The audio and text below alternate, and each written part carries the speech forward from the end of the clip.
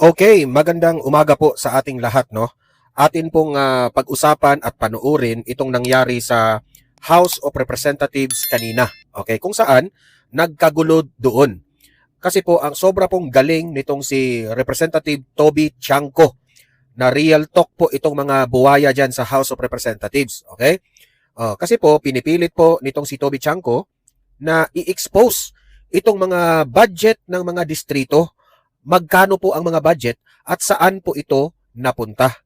Pero ito mga buwaya na ito, ayaw nilang i-expose. Ayaw nila ang motion nitong si Toby Chanco. Ayaw nila ang sinabi ni Toby Chanco. Di obvious na sila na parang may tinatago, di ba? Bakit naman sila ayaw papayag? Sabi nga ni Toby Chanco, bakit ayaw nyo? Baka may tinatago kayo. Di ba? Yan ang problema sa atin eh. Nagkainitan po dahil sa budget doon. Yan po ang ating pag-uusapan. Yan po ang ating papanuorin at magre-react tayo dyan. Okay? Panuorin natin una itong na-real talk sila ni Representative Toby Chanco. Okay? Na-real talk sila. Wala raw silang tinatago. Itinatanong, bakit ayaw nyong i-expose yan? Di ba? Ito po, panuorin natin. Play. Members of the Committee on Occupation. Today po, nag-present po yung ating economic team, ang kanilang plans and programs at yung mga nagawa nila for the past. Pero nakita ko po yung schedule ng ating budget briefings sa pre-plenary. Wala po doon, hindi po nakaschedule yung House of Representatives. So is there a law that exempts the House of Representatives from presenting the budget to our colleagues before it goes into plenary? Wala naman. In previous years po, if I may respond to Representative Bianco, in previous years po, there are certain agencies who do not have pre-plenary hearings. They go straight to plenary. So it's not just the House of Representatives or Congress of the Philippines in general. There's also actually SUCs. There are no pre-plenary deliberations. Even the other OEOs, the other executive offices po, hindi na po natin isinasalang sa pre-plenary budget hearings. Pero po, Madam Chair, ang laki po ng budget ng House of Representatives, no? Correct. Nasa 30 plus billion. Halos kasing laki lang siya ng DOST. Imagine So that bakit one, hindi po 30 natin billion? siya idaan sa pre-plenary hearing? Kasi dapat natin malaman kung paano ginastos yung budget ng House noong 2025, Tama. paano ginagastos yung 2026, at ano po Correct. ang basihan ng 2027 budget proposal. Correct. At kadalasan, Exactly. nagpropose po ang House ng insertion na mas malaki pa doon sa original budget. Grabe. Just like 2026, no? 16 billion lang po ang net Oh, natin. yan ang ayaw na mangyari ulit ni Toby Chanco. Ayaw niyang mangyari ulit yung mga kabalastugan ng ginagawa nito mga congressman na ito eh. Kaya nga, ano sila dito eh, tinatanong sila ng tinatanong dito ni Toby Chanco eh. Pero ang total budget is 35 billion. So mas malaki pa. Tapos hindi man pinipresent. Paano po kami magtatanong Correct. sa plenary kung hindi naman present po sa budget briefing yung mga pinagagastusan? So I would like to request, kung wala namang legal exemption o constitutional provisions that exempt the House of Representatives, we must go through exactly the same process as other departments. Dapat po ipresenta po yung budget ng House of Representatives. Kung wala Correct. po tayong tinatago. No, di ba? Definitely po, Kong Toby, definitely wala po tayong tinatago. Wala raw sila tinatago. So, defensive ka ba? Hindi, tatanong na tayo ha. Defensive ka ba? As was the case last year when the budget of the House was presented Puro during tintin yung ilong mo plenary, tinayuan po ng isa po sa ating mga vice chairpersons, si Vice Chair Mercar Zamora, tinayuan niya po yung budget ng Congress of the Philippines and we opened the deliberations on that. But if the Alam nyo, itong si Swansing rin, hindi naman ako nagsasabi na corrupt itong babaeng ito, no? Hindi naman natin alam. Pero ano lang ito eh, puppet kasi ito eh. Sunod-sunuran lang ito sa mga amo nila dyan, yung mga malalaki dyan congressman eh. Sunod-sunuran lang yan eh. request of the Honorable Chanco is to do a pre-plenary for Yun ang Congress na-observe to natin, submit that to the for consideration of the House leadership, because usually naman po it's something like it's not just the Congress of the Philippines budget. As I mentioned before, there are a lot of OEOs na other executive offices na hindi na po natin dinadaan sa plenary, so we will definitely submit that for the consideration of the House leadership. Madam Chairman, why do we have to submit it? This is about transparency. This is about the budget of the House. Correct. May question na nga kung bakit MOOE natin Yan by gusto. by certification. So bakit hindi natin ipakita kung paano ginastos? Yan lang Correct. naman ang tanong eh. Yes Again, or no? Yes po. We are one with you, Representative Chanco, in Ma'am, you're one with pushing me, for but transparency. you're circling around the question. So I want to know, bakit ayaw natin i-pre-plenary yung budget ng House of Representatives? Kong Toby, just to be Na-real talk sila, hindi sila makalusot ni Toby ha. very clear, we are not saying no.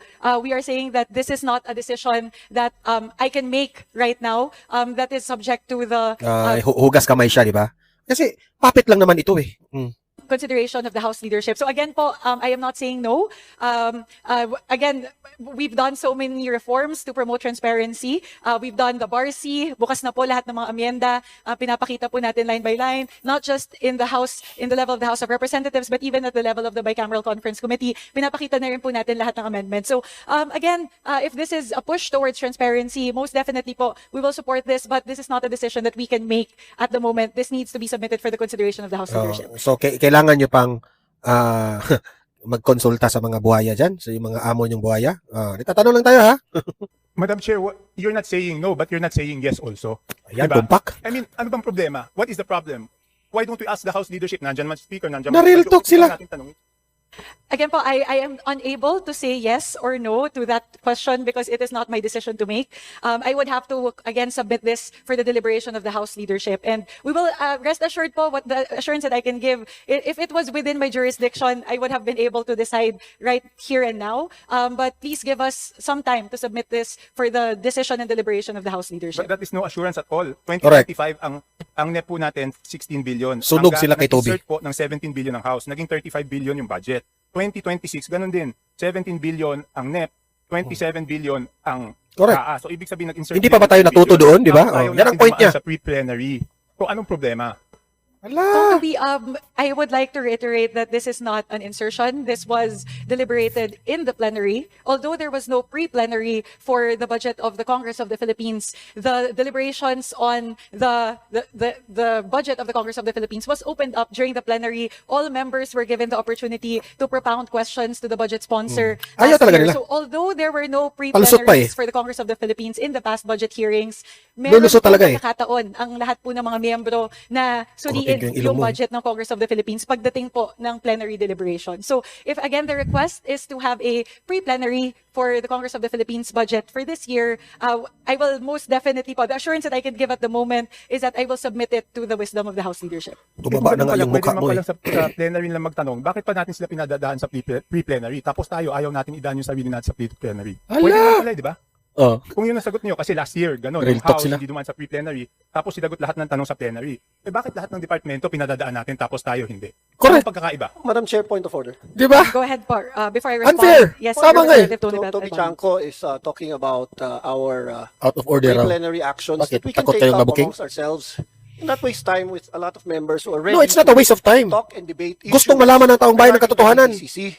So, with respect to my good friend Toby Chanco, Good the friend, list is so plastic long ka. that I don't even know if I can ask questions primarily on the national and local concerns later on with our friends who have prepared this. And this has been an ongoing practice to have the DBCC. So if this is a concern, well, my point of order, Madam Chair, is if this is concern about scheduling, you know, maybe we can take this up. Hindi with the scheduling. permission of Ang Congressman concern kung meron bang with the corruption. leadership and not waste the time of Bakit members ayaw nyo and also expose ang our guests katotohanan? in plenary. If that is okay, that is a point of order that I'd like to Okay, if it's a point of order, I will explain and I would like the chair to rule. If it's a point of order, I will not feel. I'm just saying, kanina po sinabi, 11 trillion po ang sinabmit. Binawasan po lahat ng departamento, ginawang, hindi po dapat ibawas sa time ko yun. Kasi point of order po yan. Hindi po dapat ibawas Takot silang oras ko ma-expose yung eh. sa point of order niya dahil hindi ko po tanong yan. Okay, kanina po sinabi 11 trillion. Binawasan 7 trillion. So kaya natin pinapag-submit. Kaya wala ang ka ng bawat kaibigan departamento. dyan, Kung Sabihin Toby. nila, paano nila ginastos yung pera, Kasi honest ka nakabuti eh. ba ito sa taong bayan. Yun po ang ginagawa sa pre-plenary. So paano po kami magtatanong dito sa plenaryo kung wala naman presentation ganun? Ano, huhulaan namin kung magkano yung nagastos? Masama na yung mga... Anyway, I would like to request the mukha chair to nila rule on dyan the kay point of Toby order. Chanco. You think I'm out of order? Just say. Na-real talk silang lahat Madam eh. Chair. Tingnan yung mga mukha nila. Masama na yung mukha nila kay Toby. Before I rule on the point of order, I would first like to recognize Deputy Speaker Janet Garin. Very quickly, Madam Chair. Isa pa to si Unang Garin. araw po ito ng ating pre-plenary budget Eh, shut up, Garin. deliberations, and I believe the Honorable Chanco, whom we fully respect, has his point. Jesus, The plastic ka. Honorable Chair and the Honorable Albano Isa ka rin. also have their own points. Kakampi May ka I ni recommend, Madam Romualdez. Chair, that instead of ruling on matters that will create Basta na yung animosity, dinbak siya mo. may I be allowed, Madam Chair, to propose the following: that the concern of the Honorable Chanco be referred to the Committee on Appropriations and be deliberated as soon as possible. And second, Madam Chair, if the Honorable Chanco will allow, that we now proceed with the deliberation of the DBCC, notwithstanding the fact that there are unanswered questions that the Committee on Appropriations are very much willing to answer, regardless of the decision of the leadership or whatever, because it's the committee that will respond. So, Madam Chair, if I may, again, to reiterate, wag na po natin pagdebatihan yan kasi sayang po yung oras. We acknowledge the Honorable Chanco. We also acknowledge the point of the Honorable Chairwoman and the Honorable Albano, one of our party leaders. But at the same time, I believe we have to move forward. So if the Honorable Chanco is amenable, may I propose that his proposal be discussed by the Committee on Appropriations as soon as possible. But for the meantime, we all be allowed to proceed with the pre-plenary hearings of the DBCC. Jesus, palusot pa. Madam Chair. Kunyari, if I may reiterate- kumampi. With the indulgence of Representative Tiangco, I would first like to recognize Representative Tony Albano. Yes, Madam Chair, the point of order stays, and it's a long-standing tradition that the point of order has to be taken first. But I believe Representative Chanco has still that floor and time if he wants to use his 2 minutes or 5 minutes of his time to ask any relevant questions while the DBCCs and our guests are here. But if it's outside of that, I would really like to insist, if not, I'm asking permission for my good friend Toby Tiangco to please, everyone's stressed Good already, friend. everyone's trying to do a good Suportahan job, nyo trying yung to help the transparency. country and the economic move up. These are the relevant questions that we have prepared ourselves to ask our guests. And if it's not relevant to the context of what we are discussing right now, then you have to rule in favor of the motions of the point of order that this is not exactly the forum for the cause of the good friend from Navotas, Congressman Tiangco, and then we can take it up right away if he wants with the leadership, with the speaker and the majority floor leader and the chairperson, Madam Chair. Thank you, Representative Albano. If our honorable colleague, Representative Albano, Tiangco, bakit will be parang amenable affected ka? to it, rather than ruling on the Malaki point ba of budget order, as proposed by Deputy Speaker Rin, this is a matter that we can take up within the Executive Committee of the Committee on Appropriations. So again, rather than take it up here during the DBCC, as I assured earlier, I give my assurance that I will raise this to the House leadership for deliberation and decision, and we will get back to you as soon as possible on the matter. Madam Chair. Yes, Yes. yes, Representative Erice. Yes, ang suggestion ko lang po, hindi lang po dapat siguro after deliberating with Executive Committee, we should deliberate it in the plenary. Kasi po ang question dyan, yung equitability nung resources ng House, whether all representatives are meron pong kanya-kanyang pakinabang at yung sa sa budget at baka naman po kailangan po talaga equitable. Hindi ko naman po sinasabing equal, equitable yung distribution ng resources. So, hindi lang po ito concern ng committee, Correct. concern po ng buong plenaryo. Salamat po. Oh. Thank you. Yung ibig sabihin dyan Representative Erice. ni Erice, meron kasi mga probinsya, malaki yung probinsya ha, pero maliit yung budget. Meron mga probinsya na malaki yung probinsya pero maliit yung budget. Meron ganyan eh. Baliktad eh. Ha? Maliit ang probinsya, malaki ang budget. Malaki ang probinsya, maliit ang budget. Ano ba yan? Ito pa, nagkainitan raw sila dito. Tingnan natin. Ayan, nagkainitan yung mga kongresista. Agencies present here today. Okay. Thank you very much. Ito, Madam Chair, last year, kaya kailangan ulitin to. Last year ko pa ito tinanong. Nung third reading, and I even wrote you regarding this, no? Malaki po yung kontrobersya sa DPWH projects, no? I requested last year nung nag-third reading, I requested the chair na ilabas yung budget per districts at ilabas yung budgets per party list. Summarize, para alam natin magkano yung total per district at Wala. magkano yung total DPWH per party list at saan pumunta yon. Ayaw nila yan. Ngayon, po yung NEP ng DPWH. I am requesting again na sa NEP pa lang, i-post po natin sa ating website Ayan. yung budgets per district para makita ng lahat yung mga budget ng DPWH per district at yung budget ng DPWH per party list at saan po ito napunta. Ayan, maganda yan. Hindi po ito kasama sa DBCC. Pero last year, kailan pa ako magkakaroon ng opportunity? Last year, tinanong ko yan nung third Correct. reading. Sumulat ako hanggang ngayon, walang sagot for the 2026. So, palampasin na natin yung 2026. 2027, bakit hindi po natin, kung talagang gusto natin ng transparency, Correct. bakit hindi natin ipakita magkano ang budget per district, magkano ang budget per party list, at Correct. saan po ito napunta? Maganda yan, Kong Toby. Yung suggestion mo. Maganda yan. Representative Tiangco, what is contained in the NEP? In the NEP itself, if you would look at the budget of DPWH, meron na rin naman pong mga totals doon per DEO. Yeah, lulusot talaga. There's a regional total. There's also a total per district engineering offices. So those information are actually already contained in the NEP itself and later on when the HGAP is filed. Hindi po kaya i-total yun ng ordinaryong mamamayan, Madam Exactly. Chair. 772 pages yun. Hindi Correct. mahanap yun. Why don't we make it easy for them na ipakita, Correct. okay, simula sa distrito na to, ito total budget, ito mga proyekto, ito total Yan. budget, ito. Tsaka doon, Yan ang- can you tell me, paano po hahanapin doon yung It will be pinapose na understood. party list? How will we know sinong party list ang proponent doon sa budget na yun? Correct. Kung hindi po natin ilalabas. Para magkalaman na kung sino yung malaking budget, sino yung nangulimbat. There are no proponents for the project. So like if you would look at the Takot sila eh. HGAP, Parang may tinatago eh. in the NEP, you would see that there are totals per district engineering offices. So there is actually no way to us to be able to create a summary of what are proposed by party list Hindi. members. Para sa as taong opposed to bayan, district gawin yung summary representatives dyan. Because there are no such thing as Meron po yan, Madam Chair. Hindi naman tayo pinanganak. Correct. But again, po, the information that is being asked for, which would be the summary of the budget per district engineering office, per regional office, they're all contained there in the NEP, within the DPWH budget itself. Makikita nyo po yun, naka-separate out po yan sa NEP. Within the DPWH budget, you already have the totals per district engineering office, and in the annexes, you have there the line items in terms of the project. So, lahat po ng impormasyon na yun, nandun na po yun sa NEP at sa HGAB. Madam Chair, nakasulat po yun sa NEP, pero hindi Bakit po kaya? naka-total per district. Ayaw nila. Anyway, yun lang po hinihingi ko. So, pwede bang, kasi yung DPWH budget is 772 pages. So kung hahanapin po yan ng mga kababayan natin, mahihirapan po sila. Hindi ba pwedeng padaliin natin, ihiwalayin lang natin yung mga proyekto per district? Yun lang po ang hiling ko. Pwede po ba? Ayaw nila. Yan ang problema. Kumonsulta na. May I differ for the answer? The expert on the matter, the vice chairperson of the Committee on Appropriations, defending the budget of the Department of Public Works and Highways, Representative Romeo Momo, to respond to the query of the Honorable Chanco. Yes, Madam Chair, thank you. Ang totoo lang, in every DEO, mayroon tayong total budget and then mayroon ding naka-line ng mga projects, no? So, ang ibig sabihin siguro ni Honorable Chanco is yung mga nakalagay ng mga project ang ipa-scale natin, i-post natin.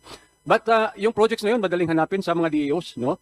DEOs natin, in fact, sa mga accounts ng mga DEOs, yung mga yung Facebook accounts ng mga DEOs, nandoon naka-post yung ating mga projects. Madam Chair, hindi po para sa atin yun, para sa kababayan natin, para madali nilang makita. Hindi po para sa akin. Dahil tayo, hiningin natin sa DO, ibibigay. Pero may mga projects po na nasa NCR. Para sa nasa taong region, bayan. Hindi po siya naka-total per district. Para Kaya makita dapat namin kung malinis kayo o hindi. Hindi ko lang po is pagsamahin, simplihan, para makita ng kababayan natin ano po yung budgets per district. Yun lang po. Correct. Well, I think, Madam Chair, yung pinapost naman din ng mga regional offices at saka region is not for us, congressmen, but it is for everyone. Lulusot Especially ka pa doon sa constituents natin, doon sa ating mga distrito. Madam Chair. Madaling ma-access po yon sa lahat ng mga DEOs, meron silang mga publication. Garin, wag ka nang magpabida dyan, Garin. Madam Chair, very quick clarification. Ayusin nyo lang yung question dinbaksya from mo. Chanco. Yes, given that the time of the Honorable Tiangco is up, yes, I would now like to recognize Just a very Deputy Speaker Janet Green. Quick clarification para lang pong malinawan. Hindi po kasi magkapareho ang DPWH District Engineering Office vis-a-vis sa Congressional District Office. And sometimes it's a misnomer kasi yung ibang congressional district, akala mo halos walang budget, but actually hindi kapareho nung District Engineering Office and yung Congressional District Office. So if I may, Madam Chair, may we request, for purposes of answering the Honorable Chanco, that he be instead furnished a total allocation on a regional basis that will be more reflective of equitable distribution, if indeed it is. Madam Chair, since the Honorable Garina replied to my manifestation, can I be given a chance to reply? Yes. Go ahead, Representative Chanco. We'll give you, with the indulgence of the other House members who are listed for interpellation, may we give the Honorable Tiangco time to manifest? Would that be amendable? Okay, with the concurrence of the other House members, Honorable Tiangco, go ahead po. Madam Chair, the only reason I will manifest is because there was a reply, no? Otherwise, I would have been finished. No, yun lang nga po. It's exactly the reason why. Kasi nga, iba po yung District Engineering Office, iba po yung Congressional District. Kaya nga, ang sinasabi ko, Klaro yan eh. palabasin kung ano yung budget per Congressional District. Kasi nga po, yung per District Engineering Office does not mean na yun po yung budget sa distrito na yun. So, yung sinasabi po ni Congresswoman Garin, yan po ang precise reason na gusto ko, hiwalay siya per district. Yun lang po, Madam Chair. Thank you, Representative Tiangco. Thank you, Di sila makalusot kay Representative Toby Green. Chanco, We will again relay this. Madam This is a Chair. matter for DPWH. Madam Chair, Yes, Representative Risa. very brief interjection. Importante lang po. I think the DBCC can answer that question. Kasi dumadaan lahat ng budget, binabawasan nga nila yung allocation. For example, for DPWH, may mga regional, national, district allocations. So ano pong basis ng DBCC? Anong parameters in determining ano yung mga proyekto na importante in terms of need, in terms of population, in terms of land area? Ano po ba ang basis nitong mga allocations na ito per district, per region, at yung mga national projects? Meron po kayong parameters niyan? Okay, we'll allow Secretary Kim to respond very quickly, and then we'll move to our next interpellator from the majority. Go ahead, Sec Kim. Madam Chair, Your Honor, as to the evaluation metric used, well, number one po, ang as per our evaluation, ang natanggap po natin ng mga proposal mula sa DPWH ay naka-arrange according to the implementing unit, which are district engineering offices. So ito po yung ating ginamit sa pag-evaluate, gayon din po sa paglagay po at pagrekomenda ng amount na napunta po sa National Expenditure Program.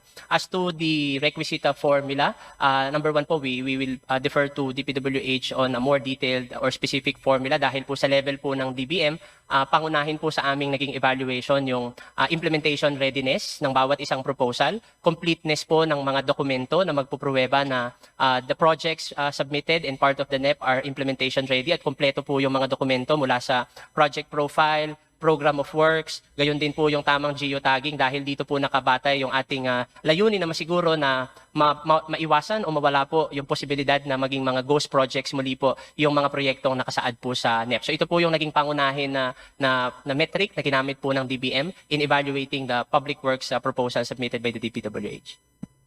Thank you. Second. Ito, punta tayo dito sa impeachment na ito ni BP Sara. Dito tayo play. She Your Honor, said please. it went through the regular process of their office. Whether Yes. the regular process Siligutan, of their nagwala office dito. passed or whatever, it's up Okay. to her. Yes, Your Honor, please. I'll now go to the next points. Now, let's go back to the time you encashed 125 million pesos. Inis na siya. Pagkatapos Kasi hindi niya ma-verify mapasagot ng ng tama. bank teller yung identification at saka pagkatapos i-approve yung pag-i-encash ng checking iyan, di po ba you were instructed na magpunta sa backroom ng bangko? Paano mo nalaman? May Your ebidensya Honor, ka ba? misleading, Your Honor, the witness hasn't testified yet. I'm that asking teller for confirmation. has It verified. may be leading, but it's okay to ask leading questions because this was testified to by another It's witness from Land misleading. Bank that she went to the back room. Judge. Just to clarify, Your Honor, Yes. the objection is grounded on that it is misleading, Your Honor, because there's no testimony yet that the any bank teller verified, Your Honor. There's no testimony yet from the witness, Your Honor. No testimony. He's he is asking the witness on the basis of a testimony given before the court counsel by a Land Bank official that Gina and if I recall correctly, Colonel Lachica and Ortonio went to the back room of the bank. And the bank officer, in fact, if I remember correctly, testified that there was a door leading to the Exit. to another exit. Yes, Your Honor. Yes, Your Honor. Your Honor. I think That pertains to DepEd counsel. Your Honor. Yes. That may be the case, Your Honor, but it hasn't yet testified by the witness. So, with due respect to the prosecution, the proper basis must be laid, Your Honor. It already ruled. Modify for this one, counsel. Okay. I stand I will- corrected with respect to the backdoor testimony that it connected to DepEd. I distinctly remember that, not with the OVP. I stand corrected. Backroom, Your Honor. I'm asking for the backroom. Now, isn't it? Okay? In that afternoon, you were instructed to the backroom of the bank. Di po ba? Ano po yun? Backroom, Backroom, oo. bankroom. Backroom. Sorry po, sir, ha? It's okay. Sorry po. Attorney Ligudan, Backroom. kwarto sa likod o banyo? Kwarto sa likod. Kwarto sa... Wala Backroom. pong kwarto sa likod, Your Honor. Okay. Now, the question is simple. Saan nyo nakita yung 125 million pesos na in-encash nyo sa araw na iyon sa loob ng bangko? Doon po sa may likod ng teller, Your Honor. Yan. Okay, now. Akala ko sa lipstick likod ni ng- Space po. libutan. Okay. Sa likod ng Teller. teller. Now, ma'am, can you describe for us, to give us a mental picture, how big the pile of 125 billion pesos in cold cash is? Ipa-describe.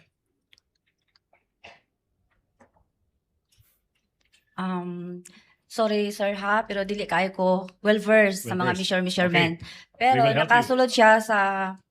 Nakalagay siya sa box. Okay. ah, Yeah, okay.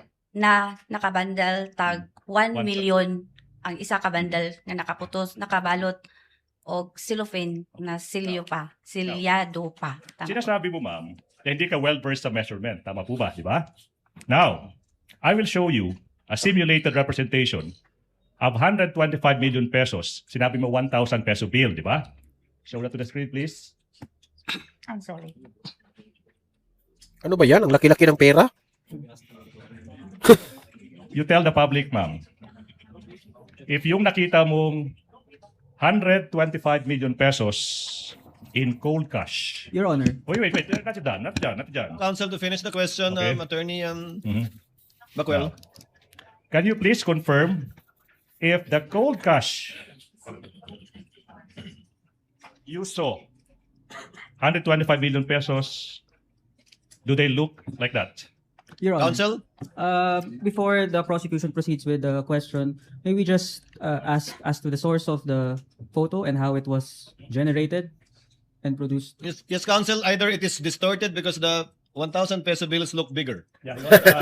Is this AI? Your I mean, Honor? Yes, of course. That is simulated. Okay. Is this We don't, AI? wait. Because we don't have 125 million pesos in cold cash. So we had to resort to technology. Is that, Your Honor, artificial intelligence? Is this AI? Yes. Generated? Yes. Counsels, if you will allow the presiding officer. Ma'am Gina, sabi niyo nakalagay po sa kahon, tigi 1,000 bundle. Ilang kahon po? Dalawa, Your Honor. Gaano kalaki po yung kahon? Gamitin niyo po yung kamay niyo. Gaano kataas po? Gaano kataas? Gaano kataas po? Yung kamay niyo po sa baba, yan, para makita po namin. Ganyan kataas at ganito kalapad? Kasing lapad po ng witness stand? 125 million po yan, dalawang kahong ganyan. Opo, Your Honor. Binilang niyo po ba? Tinanggal niyo po ba mula sa kahon o hindi na? Tinanggal po sa kahon, Your Honor. Pagkatanggal niyo sa kahon, binalik niyo ba sa kahon? Hindi po, Your Honor. Saan niyo na nilagay? Nilagay ko po sa aking 4 na bag. Ito po yung duffel bag. Parang traveling bag po, Your Honor, na oblong. Traveling bag, 4 pong gano'n. Yes, Your Honor. Okay. The procedure, Honor. Your witness, counsel. Sinabi mo, ma'am, na yung 125 million pesos nakabundle into 1,000 peso bills. Tapos isa kang bundle is 1 million pesos. Again, para sa ating mga kababayan na hindi pa nakakita, how does a 1 million pile is? Counsel, is that an actual thing again or a reproduction? Your Honor, Yes, while you're showing the witness, Attorney Bakel. may we just interpose an objection as regards presenting the witness those props, Your Honor, in as much as the parties are uncertain, the defense is uncertain as to how is that an accurate representation of what the prosecution claims to be, Your Honor. I will ask the question, Your Honor, please. Before I rule on the objection, yes, counsel, ask your question. And kindly don't cover Miss Gina. I'm so sorry. Ma'am, sinabi mo, yung 125 billion pesos nakapile by 1 million peso each. Tama po ba? Opo. And then, yung bills ginamit is 1,000. Tama po ba? Sinabi mo, hindi ka well-versed sa measurement. Yung sabi mo, di ba? Kaya nga, ito yung simulated 10 bundles. The size is similar to 1,000 peso bills. Ma'am, yung 1 milyon, pwede niyo pong hawakan if you want. If you want lang, ha? Ay, lagi dagat, ma'am, ha? Now, yung 1 million pesos, kamukha ba ng isang bundle na ito? Your Honor. Wait. Is that your question, Attorney Yes. Gutan? Yes, Attorney Bakel. Your Honor, we manifest that upon the examination of assisting counsel, these appear to be just blue-colored lengthwise papers wrapped in plastic with 10 bundles each. How is this an accurate representation of the size of Can I whatever respond the to that? prosecution claims to be, Your Honor? They are yet Well, to lay the proper basis as regards this, Your Counsel Honor. claims it's a mere simulation. Yes. If that is an objection, counsel, I will have to overrule the objection. Witness will please answer. Ma'am, parang ganyan po ba yung bundle ng tigi 1,000 winidraw ninyo? Your Honor, may I know po kung ito po ay, is this 100,000? Yes. This one? Is this Ma'am, 100,000? I think we did Sa not- pagkakaalala niyo po, kung tagi 1,000 po yan, Yes. 10 bundle ng tagi 1,000 na ang kabuuan ay 1 milyon sa isang balot ng plastic. Ganyan po ba yung itsura ng inyong winidraw? Yung bundle po yung bundle. Basta nakabalot lang po siya ng silupin, Your Honor, tapos binilang po namin. Ma'am, when you say cellophane, plastic. Plastic. Ito, Your Honor. Kaya nga, so ganyan po yung size. Oo, nakasilyo po, Your Honor. Bagong pera po ba, lumang pera? Bagong pera po, Your Honor. Okay, so mga ganyan nga po yung size. Yun lang ang tinatanong sa inyo ni Atty. Ligutan. Huwag natin pag-usapan yung bigat, yung hugis. We'll go into the weight later. Halos ganyan po ba? Ganito po, Your Honor, basta nakabalot po siya ng silupin. Ma'am, kayo naman. Eh, makita niyo naman kung Parang halos parehas eh.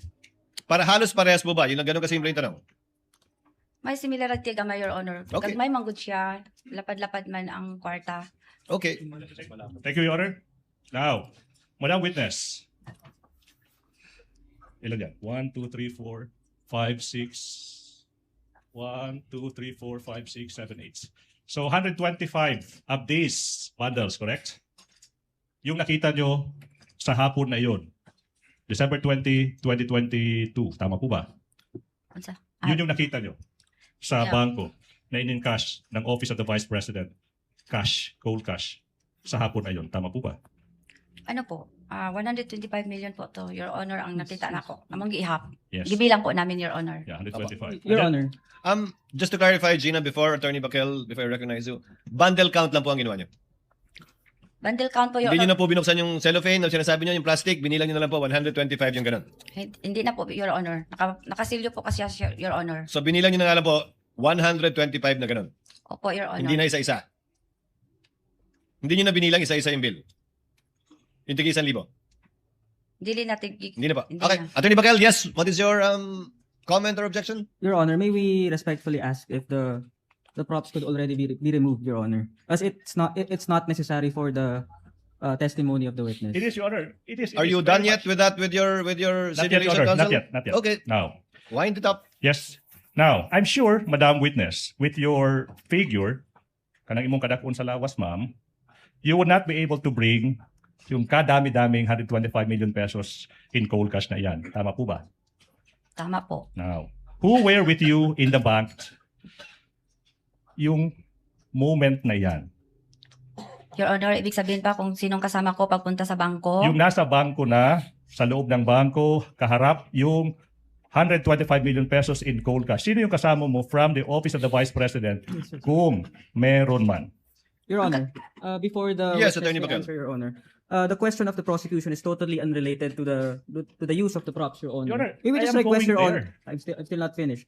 May we just the defense respectfully request, Your Honor, that these be removed until the relevant question is interposed, considering So that the witness has the right to be respected as well in the Wait. proceedings, Your I Honor. think I see, Question. Attorney Bakel, I think the court sees well, Attorney Legutan is getting to, get to it, Attorney Legutan. Yes. Okay, Ms. now, Gina, may kasama po ba kayong ibang tao mula sa OVP nung pinikap niyo yung pera? Meron po, Your Honor. Sino po? Si Asik Ortonio po, Your Honor. Okay, Okay. Attorney Legutan, your witness. okay now, walang membro ng VP SPG, okay, yung kasama nyo, yung Vice Presidential Special Protection Group, kasama nyo sa loob ng bangkong yan. Tama po ba? Wala, Your Honor, pero ang aming driver po ay member po ng BPSPG. Yes, ma'am. Now, even with such large amount of money, hindi nyo naisipan na mag-request ng isang or maraming escort na sasama sa inyo sa bangko tsaka lalabas with those bills. Tama po ba? Objection, Your Honor, argumentative. Oh, Your Honor. Overruled, counsel. Witness will answer. Ang gisama ko po, Your Honor, nakisuyo po ako, nasamahan po ako ni Asik Ortonio. Ortonio lang. Nakiusap ka, nasamahan ka ni Asik Ortonio. Yes, Your Honor. How did you bring out of the bank yun yung that 125 million pesos? Your Honor, po di ulitin ang question. Okay, paano nyo inilabas ng bangko yung 125 million pesos na yan? May tumulong po sa akin, Your Honor. Okay now, sino yung tumulong sa inyo? Yung security ng Okay na. Land Bank po, Your Honor. This is the question now. Okay.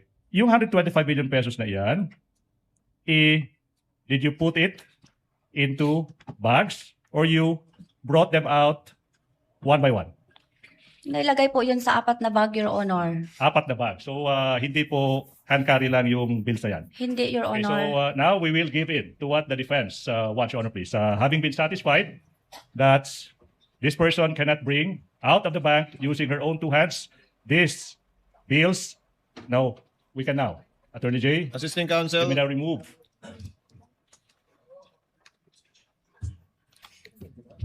So hanggang dyan po, kung mapapansin nyo, wala talagang na-establish ang prosecutor's team, no? Itong grupo nila Luistro, wala napatunayan na merong kinulimbat na pera si BP Sara. Di ba? Sus, grabe naman sila. Pati yan, dinidiscuss nila. Itong mga dinidiscuss nila, no? This is common sense naman lahat. Pa-effect lang naman ito para magmukhang may props dyan para kung anong sasabihin ng taong bayan. Wala talaga.